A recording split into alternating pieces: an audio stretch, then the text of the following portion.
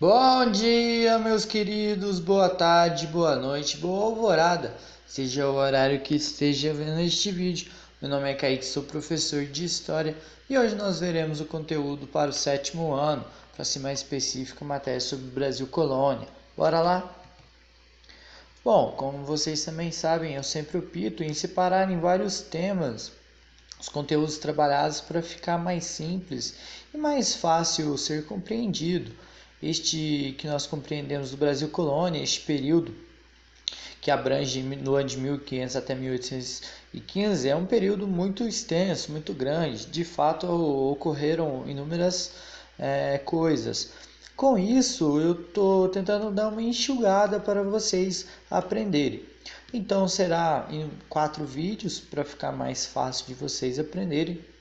E o nosso primeiro tema, ou primeiro vídeo, será a chegada dos portugueses. Aí é o período que compreendemos de 1500 até 1530. Sem mais delongas, bora lá. Como vocês também sabem, eu sempre gosto de optar por deixar bem claro a história do país, subdividida em aspectos, para ficar mais simples também nós entendermos. Há pessoas que preferem assim, há outras pessoas que não, porém eu gosto de deixar bem explícito dessa forma para vocês saberem onde estão. Aqui nós estudaremos o Brasil Colônia, como eu disse, 1500 aqui até 1815. Dentro do Brasil Colônia, a gente tem que entender também que é um período compreendido até a proclamação da independência em 1822. Dentro do Brasil Colônia, como vocês podem reparar aqui, o primeiro nessa linha imaginária, nessa linha cronológica também, teremos a Era Pré-Cabralina, que é período anterior até 1500, com a chegada de Pedro Álvares Cabral. E aí, número 2, que é o período colonial, que nós estudaremos de 1500 até 1815. E, por fim, o Reino Unido, de 1815 até 1822. Nós estudaremos o período colonial. Bom, como que era a Era Pré-Cabalina no Brasil? A história que antecede a chegada dos portugueses. O nosso país, no caso, não existia o Brasil formado como um país unitário, como nós conhecemos hoje. A região que nós entendemos pelo Brasil, ainda ela não estava constituída como nação. Como nação, a gente faz o esforço de imaginação com o Brasil para ficar mais claro, mais simples nós compreendermos. O próprio Brasil, na época, antes da chegada de Cabral, era ocupado por vários povos nativos: sambaquis, os tupis, caraíbas, cataguases, tupinambás, dentre outros. Existiam diferentes tribos e costumes em todo o território que hoje consideramos o Brasil. Então, inúmeros povos, inclusive inúmeros povos indígenas que vivem dentro do Brasil, não como a mesma dimensão com antes da chegada dos portugueses, mas diversas culturas, línguas, costumes, divisão dentro da sociedade dos povos nativos da América, dentro do Brasil, que compreendemos como Brasil hoje. E aí, no dia 22 de abril de 1500, o navegador Pedro Álvares Cabral, que aparece uma representação de um quadro sobre a sua imagem, chega na região do que compreendemos por hoje do estado da Bahia. Bom, na época da chegada dos portugueses, o Oscar Pereira da Silva, que viveu 1865 até 1939, como vocês podem reparar a imagem, ele fez um quadro representando a chegada dos europeus no Brasil. Como vocês podem reparar aqui as caravelas ao fundo portuguesas, e aqui chegando e o primeiro contato entre os europeus, no caso os portugueses aqui, com os nativos. Vocês podem reparar também ao fundo, demonstra a praia, né? Esta obra de arte do Oscar Pereira. Bom, oficialmente os portugueses foram os primeiros europeus a chegarem no Brasil. Outras pessoas acreditam que foi navegadores espanhóis, porém, oficialmente registrado na história oficial são os portugueses. E aí dá início ao período pré-colonial, de 1500 até 1530. O início é a chegada de Pedro Álvares Cabral, como eu disse, navegador português, e o fim se dará ao início da colonização portuguesa. Este período de 30 anos é compreendido pela extração do pau-brasil e a troca de escambos entre os nativos e os portugueses.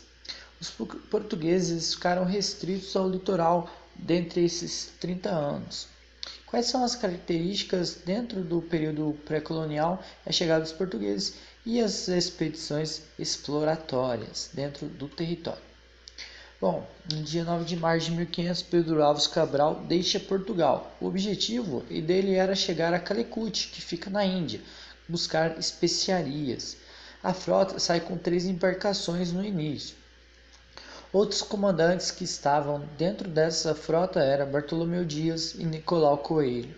Eles deveriam navegar a sudoeste para confirmar novas terras além do Tratado de Tordesilhas, que eu explicarei à frente. Este mesmo Tratado de Tordesilhas ele foi assinado no ano de 1494 d.C. na região de Tordesilhas, que fica na atual Espanha. Este tratado foi entre as duas coroas, Portugal e Espanha.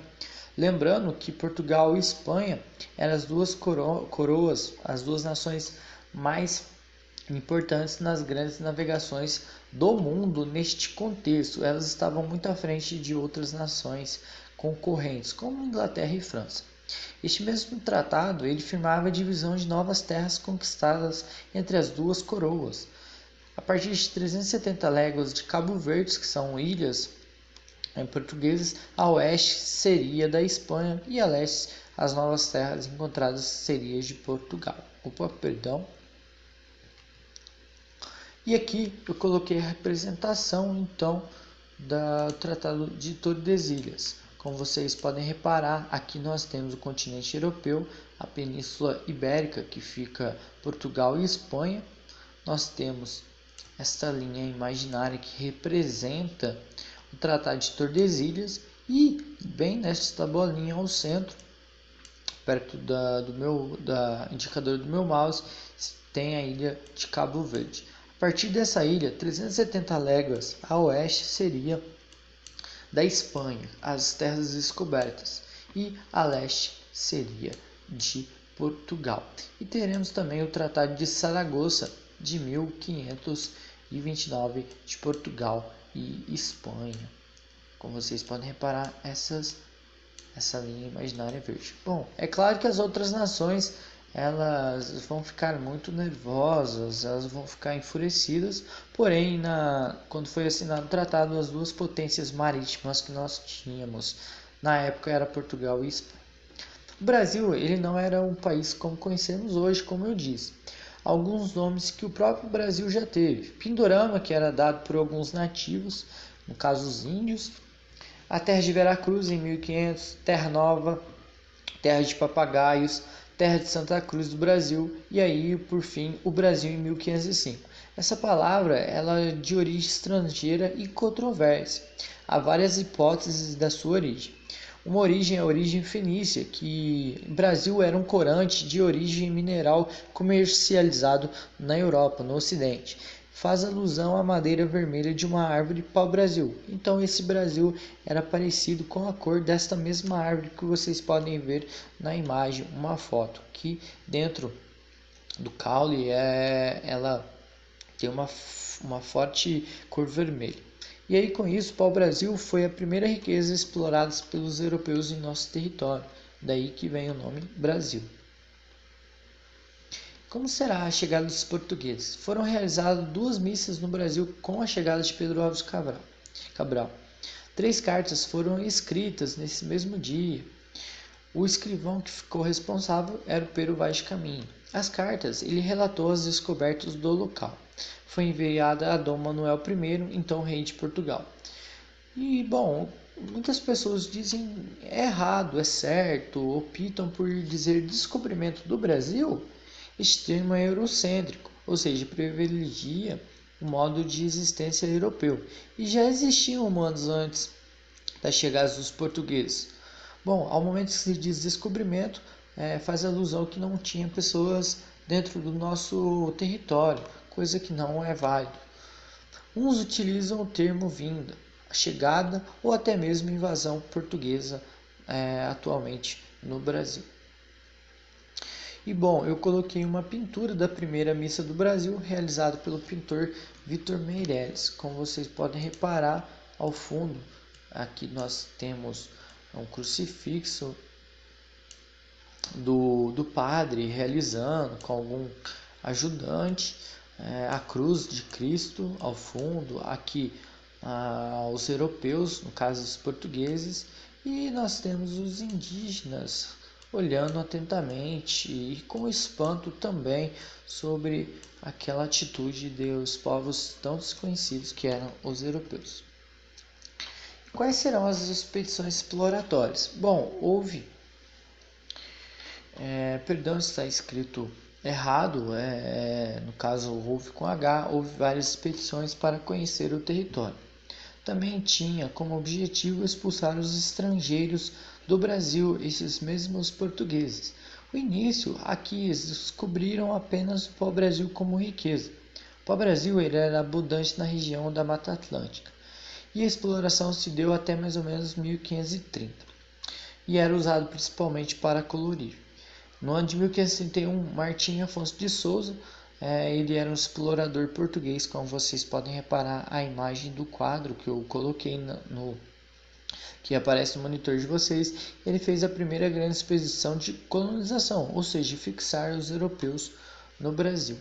O objetivo era conhecer e explorar a fundo o próprio território, e aí inicia o período de colonização no Brasil.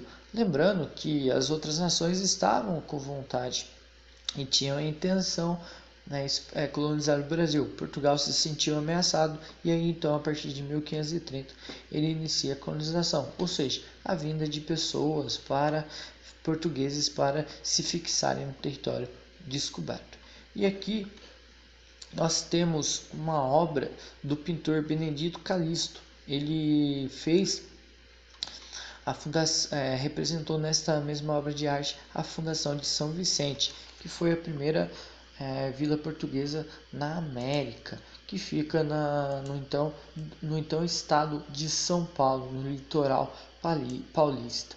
Aqui, essa mesma vila dá início e representa o marco da vinda da colonização dos portugueses no nosso território. Como vocês podem ver aqui, alguns soldados europeus estão armados, ao fundo alguns representantes da coroa portuguesa, as bandeiras.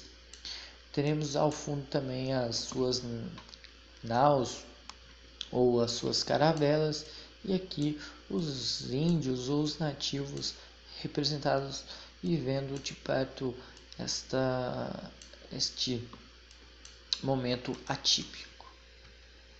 E assim eu fecho a matéria. Espero que vocês tenham gostado. Qualquer dúvida eu estarei à disposição e até a próxima aula. Tchau!